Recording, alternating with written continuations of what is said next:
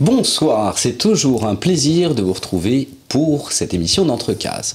Ce soir, un invité, Hubert Maury. Bonsoir. Bonsoir. Et puis Rachel, qui va nous accompagner pendant toute l'émission. Bonsoir Christophe. Alors, on va parler un petit peu de la bibliothèque idéale encore. Absolument, avec une surprise ce soir. Alors, on fait une petite pause et puis on va parler de l'album d'Hubert Maury, Le Pays des Purs, à la boîte à bulles.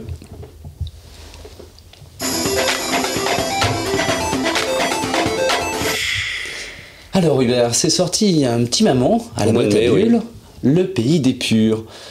Comment a démarré cette histoire-là ? Cette histoire a démarré en fait lors d'une rencontre entre Sarah Caron, photoreporter, et moi-même. On était tous les deux au Pakistan au même moment, en 2007, il y a exactement 10 ans. Oui. Et à ce moment-là, il y a eu un événement extrêmement important pour le pays, dramatique. C'était l'assassinat de Benazir Bhutto, ex-premier ministre par 2 fois, revenant d'exil, pour se présenter aux élections, en opposition au président d'alors, le président Musharraf, un petit peu le chef des armées, qui avait déclenché l'état d'urgence pour pouvoir conserver le pouvoir, etc. Et elle se fait assassiner en décembre 2007. Et Sarah Caron l'a rencontrée un mois avant son assassinat, puisqu'elle n'a pas été élue, pour la bonne raison qu'elle a été assassinée. Donc elle fait une photo, elle fait plusieurs photos, là on en voit une à l'écran, oui. Et je crois que ce sont les dernières photos publiques, parce qu'il y a peut-être eu des selfies après. C'était pour le Times, je crois, je ne sais plus pour quel canard c'était, mais c'était en tout cas un journal américain, je crois. C'est marqué dans le livre, mais je ne me souviens plus quel journal. Et au moment où elle revient, elle a de nouveau une rencontre prévue, c'est ça ou... Alors, au moment où Benazir revient où Sarah Caron arrive. Alors Sarah arrive un petit peu. Elle était au Népal. Elle cherchait un nouveau sujet. Elle apprend que le président Musharraf déclenche l'état d'urgence. Elle se dit c'est le moment d'aller au Pakistan. C'était à 2 pas, enfin à une portée d'heure d'avion. Elle y va. Elle arrive un petit peu la fleur non pas au fusil, non à la caméra. Et en fait, elle reçoit une commande immédiatement du Time, je crois, voilà, pour photographier Benazir. Voilà. D'accord. Alors que faisiez-vous au Pakistan ? Alors je travaillais à l'ambassade de France à cette époque, et à Islamabad, et comme la communauté française se tient dans un mouchoir de poche, j'ai pu rencontrer très rapidement Sarah, on est devenus amis, et elle m'a raconté en direct live pratiquement tous les événements qui sont racontés dans Le Pays des Purs. Et ensuite elle a écrit un livre, 3 ans après elle a écrit un livre qui s'appelle Le Pakistan à vif. Oui. Et j'ai lu le livre et je me suis dit, mais il y a matière à faire une bande dessinée.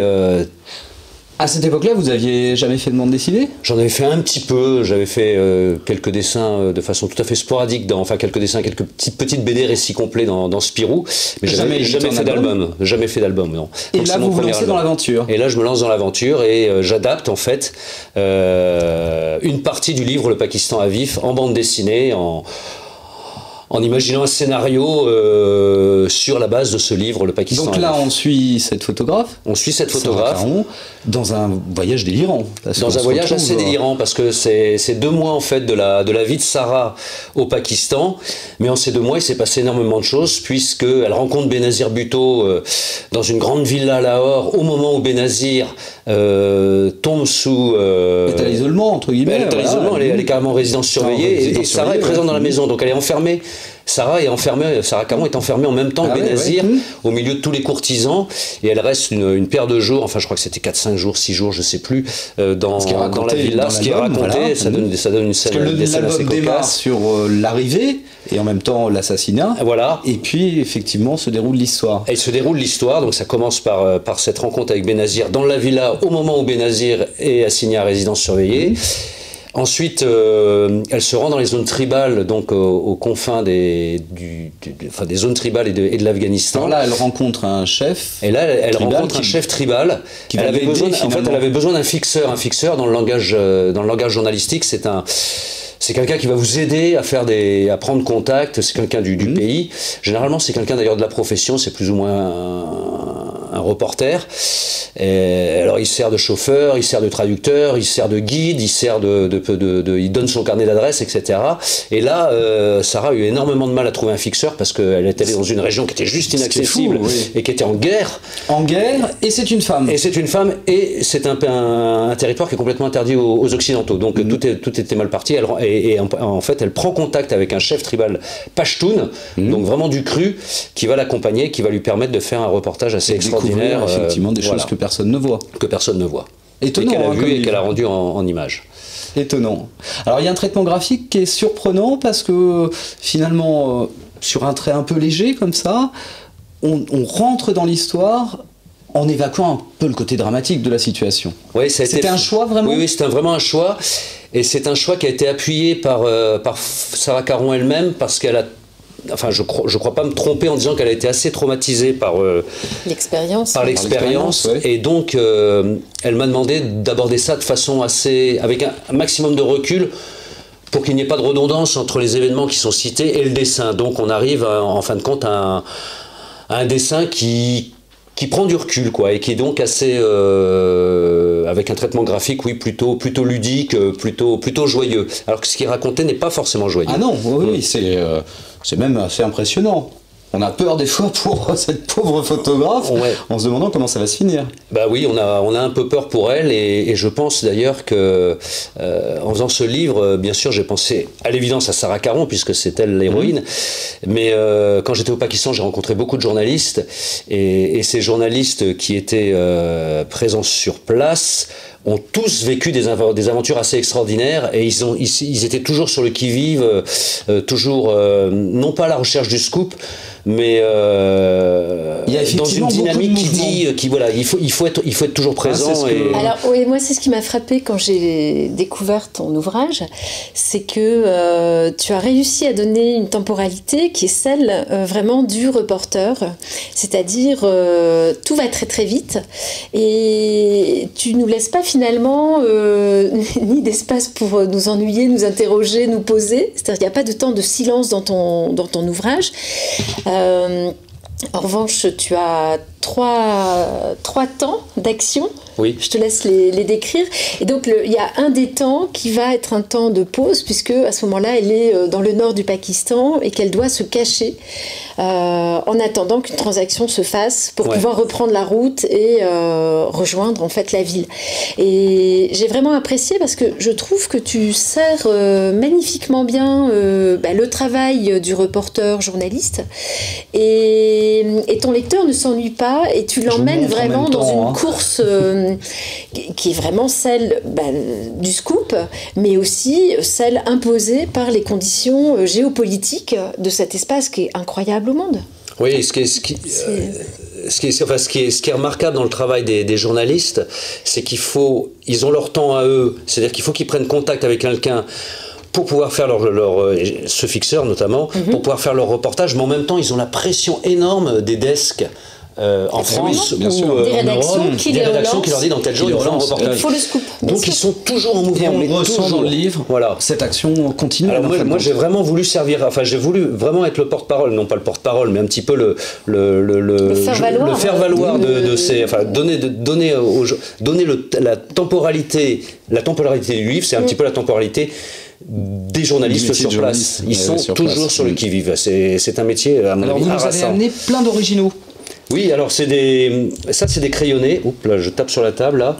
Je vais les montrer à ce moment-là un petit peu à l'écran. Dans un premier temps, bien évidemment, il y a d'abord un découpage. Hop là, peut-être sous la caméra comme ça. Voilà. Hop. Il y a un découpage qui est fait très rapidement en brouillon, enfin storyboard en quelque sorte. Ensuite, on passe le dessin est non pas reproduit mais réalisé au crayonné avec un crayon à papier quoi. Donc moi je travaille sur format A3 et donc ça donne à peu près ceci quoi. Voilà. Ensuite, les dessins sont scannés. Alors, par moment, il y a aussi des travaux de recherche de caractères, de personnages. Là, on voit des policiers pakistanais, c'est au moment de la scène avec Buteau. Là, on voit des manifestants. Et puis ensuite, quand on est à peu près content de son crayonné, on le passe à l'encre. Alors, moi, je travaille sur des formats A3. Bon, là, c'est une planche un peu plus petite, parce que je voulais mettre toutes les photos en... Oui. Enfin, pardon, on voit mal, là. Il faut que la baisse, voilà. En fait, ça, c'est un A3. Mais le plus souvent, quand même, je travaille sur du... c'est un 4, pardon, et ça, je travaille sur du A3, donc du 42-29-7, et ensuite j'assemble ça. Pour l'assemblage. Je travaille, voilà. Et ça donne des planches, en format A3. Voilà. Non, un Très très beau travail, hein. Très bel ouvrage. Vraiment, et en plus, un ouvrage qui est extrêmement documenté et accessible, c'est-à-dire un adolescent peut tout à fait... oui, c'est tout public. Au-delà des médias, on peut, et se forger une opinion et creuser au-delà de ce qu'on nous donne, en fait. Bien sûr, dans l'actualité. Mais voilà, à percevoir à travers l'actualité. Donc moi j'ai vraiment apprécié ton travail même de documentation sur le projet. Alors il se trouve que je connaissais aussi pas mal le pays puisque j'y avais vécu 3 ans. Mais c'est vraiment très très intéressant. Alors le caractère, enfin moi ce que j'ai beaucoup aimé faire aussi dans ce livre, c'est prendre... J'ai eu l'impression de traiter trois genres entre guillemets cinématographiques différents ou théâtraux, j'en sais rien. La rencontre avec Buteau dans la villa avec les courtisans, pour moi c'était plus du vaudeville. Ah oui, ben là tu les inscris dans un huis clos. Dans un huis clos, voilà. Effectivement, c'est une pièce de théâtre. Il y a beaucoup de prestige, les premières heures, après l'effet de surprise, mais au bout de 4, 5, 6 jours, ça tombe un peu parce qu'en fait ils sont plutôt en mode camping parce que il n'y a plus à bouffer, on ne peut pas laver les vêtements, enfin, donc ça devient beaucoup plus accessible. Donc effectivement, le huis clos dans un premier temps. Alors le huis clos dans un premier temps, ensuite il y a le thriller urbain, ça c'est au moment de la mort, l'assassinat de Benazir Bhutto dans la grande ville de... On assiste en fait de nuit à une manifestation qui moi m'a évoqué vraiment des flash mobs parce que tu es dans un grand marché et tout à coup, tu as une manifestation et la police apparaît et hop, tout le monde se diffuse. Tout le monde se diffuse dans la foule. C'est très très étonnant et c'est extrêmement bien décrit. Et du coup, on apprend vraiment, tout comme quand elle a perdu sa valise, qu'elle cherche des sous-vêtements, mais il n'y a que les mecs qui vendent des sous-vêtements pour femmes et qui ne veulent pas regarder les sous-vêtements qu'ils vendent pour qu'elle choisisse. Non, on est vraiment plongé en immersion. C'est extrêmement intéressant. Tu décris la sociologie, la politique, les arnaques, enfin c'est génial, vraiment génial. Voilà, et puis le dernier genre, c'est le western. C'est le western dans les zones tribales. Alors là, on est dans les zones tribales, il y a des kalachnikovs, il y a des flingues, il y a des bergers, c'est pas des cow-boys, mais c'est des gardiens de moutons, quoi. Et puis il n'y a pas de chevaux, mais il y a des 4x4, voilà. Eh bien, le pays des purs, à la boîte à bulles, à découvrir. On fait une petite pause et on parle d'un auteur pour la bibliothèque. Allez, c'est parti.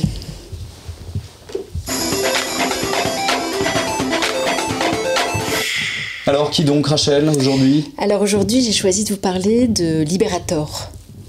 Alors qu'on soit clair, Liberator, c'est pas un pseudo, un surnom, c'est vraiment son nom de famille.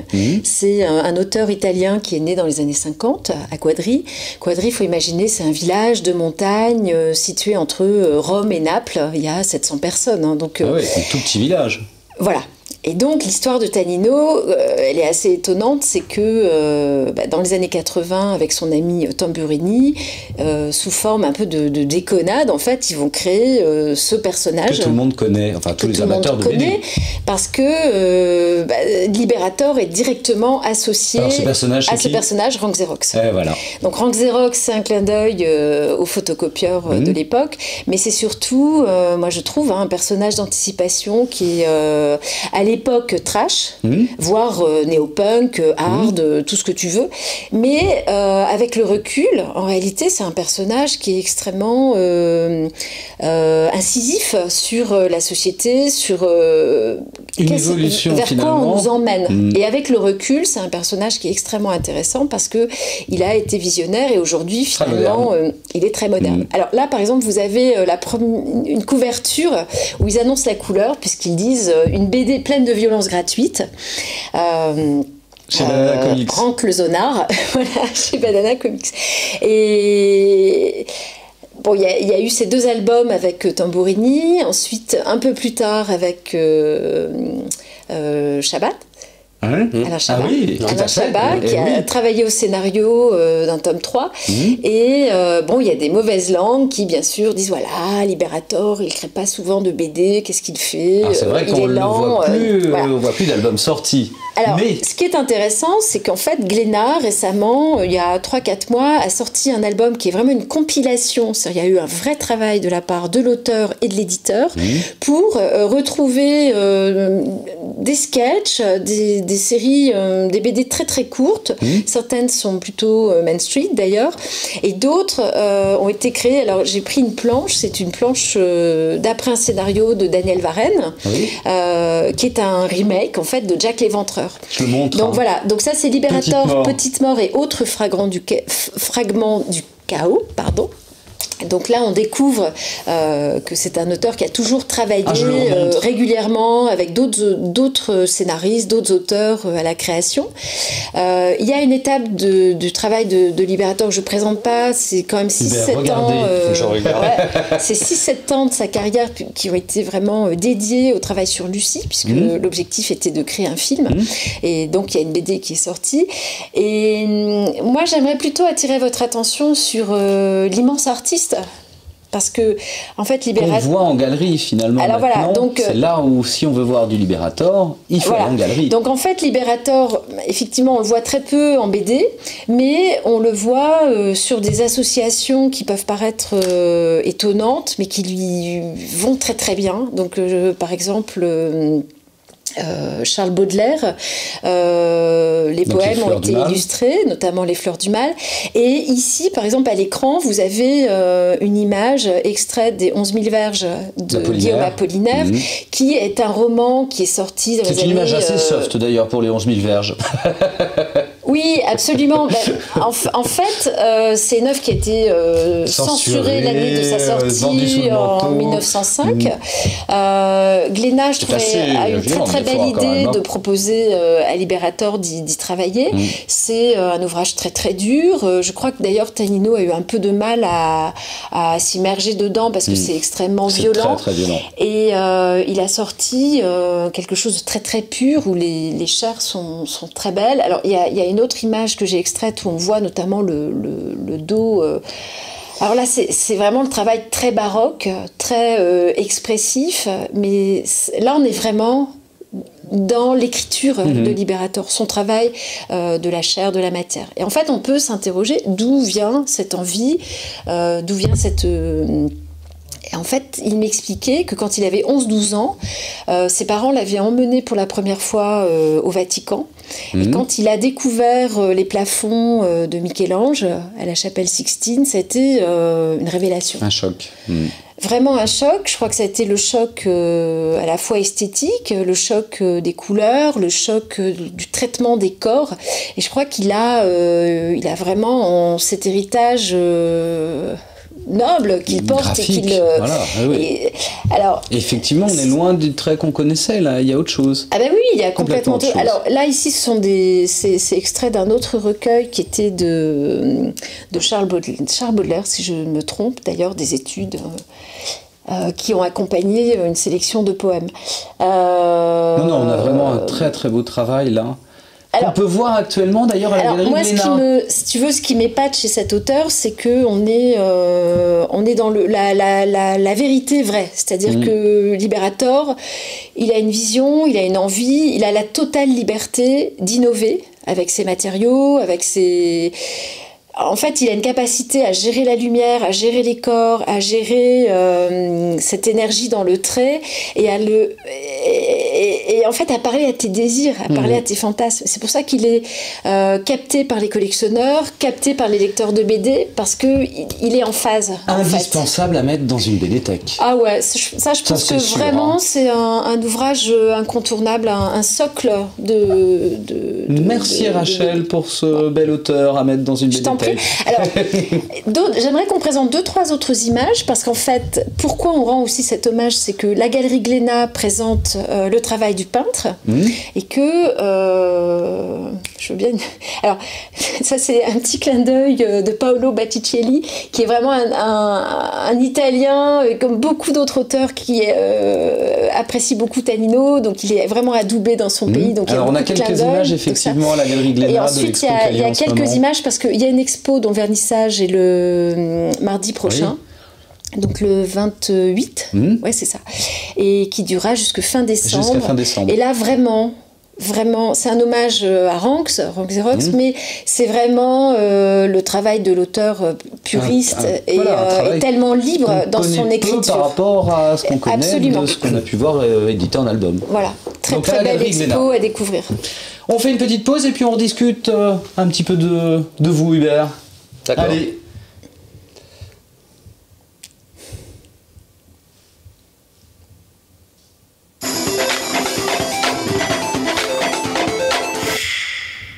Alors j'ai pu voir que vous aviez aussi illustré des affiches de cinéma.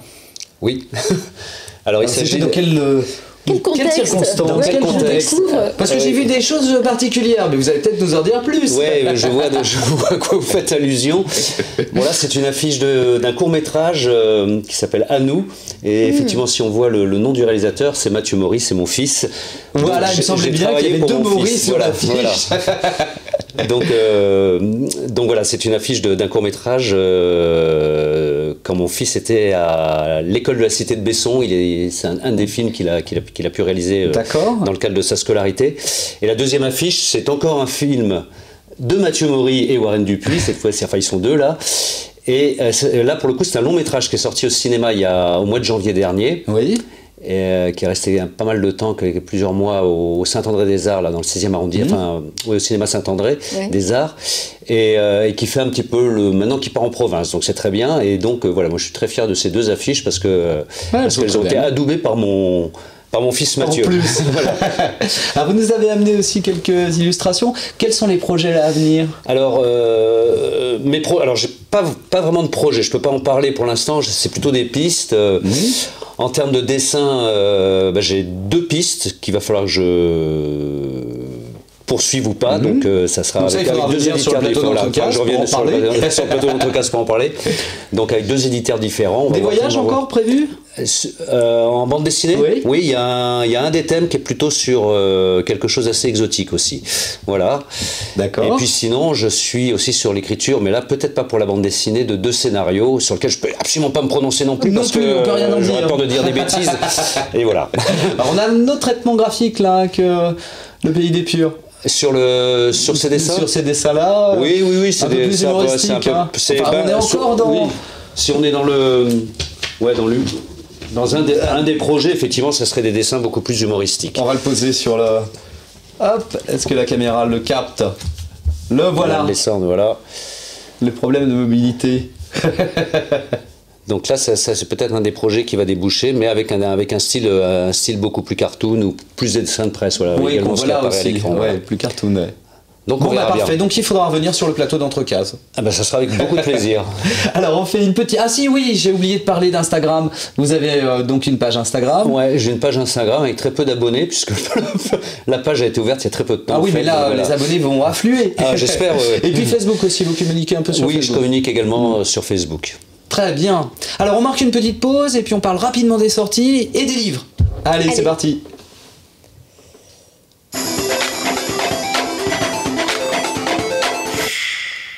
Alors très rapidement, quelques galeries à visiter, la Rachel. Alors oui, moi j'ai plusieurs coups de cœur, mais des expos qui vont démarrer. Donc il y a celle de Tanilo Liberator chez Glénat.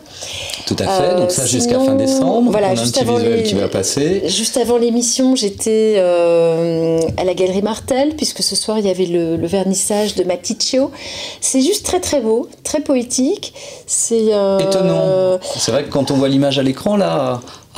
elle attire le regard, mais bon. Alors, c'est étonnant parce que c'est à la fois mélancolique et très très humoristique. Donc ça, c'est à la galerie? Donc Galerie Martel, rue Martel dans le 10e. Jusqu'en janvier, je crois? Alors, jusqu'au 12 ou 15 janvier. D'accord, donc on a un peu de temps. Et puis la dernière? Alors, la dernière, c'est un auteur, illustrateur que j'aime beaucoup, qui s'appelle Claude. Et Claude, en fait, on découvre un travail très personnel sur la solitude, seul, et surtout un jeu graphique, puisque le personnage peut être seul, entouré de beaucoup de monde, ou seul dans des dimensions architecturales. Voilà. Alors ça, c'est à la galerie? Alors ça, c'est Atelier Nota, c'est rue Marais ou Moret, dans le 18e. D'accord. Rue Moret dans le 18e. Voilà. Parfait. Donc on peut aller se promener en expo. Alors je vous propose qu'on parle un peu de les deux livres jeunesse, mais je laisse Cassandre en parler, ça va être beaucoup plus facile.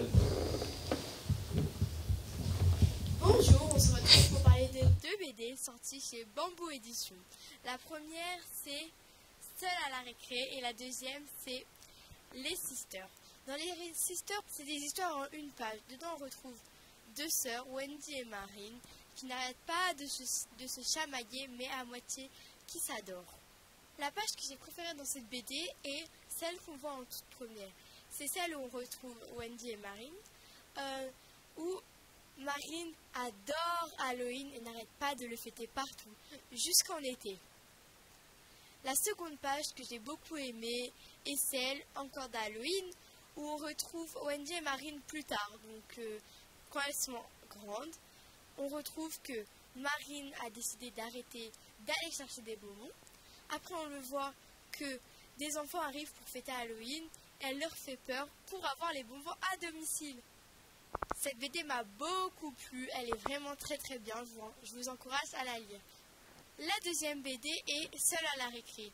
Cette BD raconte un fait très important car ça parle du harcèlement. Dedans, on y rencontre une petite fille qui s'appelle Emma, qui se fait harceler par une autre qui s'appelle Clarisse. C'est une BD qui est très dure à la fois, mais prise avec beaucoup d'humour. Mes pages préférées sont celles où on rencontre Emma, qui s'est fait taper par Clarisse, qui a plein de bleus sur les jambes.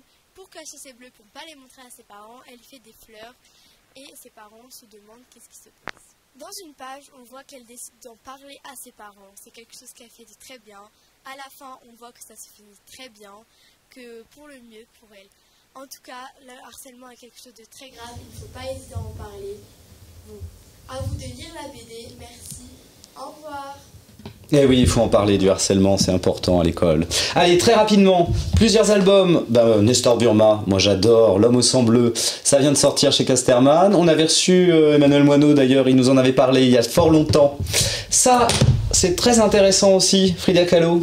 Super, aux chaînes, toute sa vie. Excellent. Tu connais ? Ah, j'adore. Oh, c'est super, Frida Kahlo. Tiens, je te laisse le regarder. À la boîte à bulles, Roujimba. Alors ça, c'est un carnet de voyage en découverte d'une tribu en Namibie. Superbe. C'est très beau, ça aussi.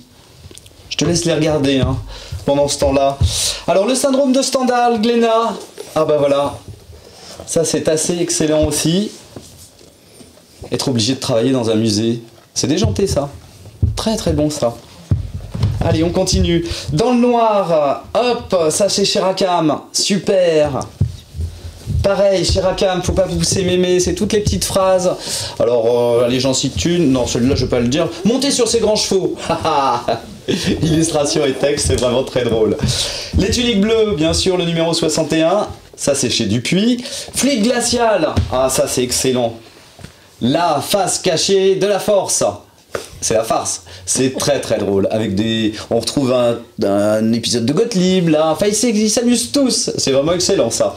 Lady S chez Dupuis. Hop, ça vient de sortir aussi. Dans l'antre de la pénitence. Alors ça, c'est chez Glénat. Je n'avais pas eu le temps d'en parler la dernière fois, mais c'est pareil à lire. Et puis bah voilà, on se retrouve dans 15 jours. Rachel, tu reviendras nous voir pour parler d'une nouvelle BD. Ah ouais. Hubert, enfin, d'un nouvel auteur. D'un nouvel auteur, ah oui, à mettre dans la BDTech. Hubert Maurice, c'était un plaisir de vous recevoir. Donc vous revenez pour nous parler de la suite ? Oui, tout à fait, Christophe, merci. La semaine prochaine, on retrouve Nicolas et Emmanuel. Vous pouvez nous suivre sur toutes les box, en podcast bien sûr. Et puis nous, on se retrouve dans 15 jours. Allez, bonne soirée à vous, à bientôt. Au revoir.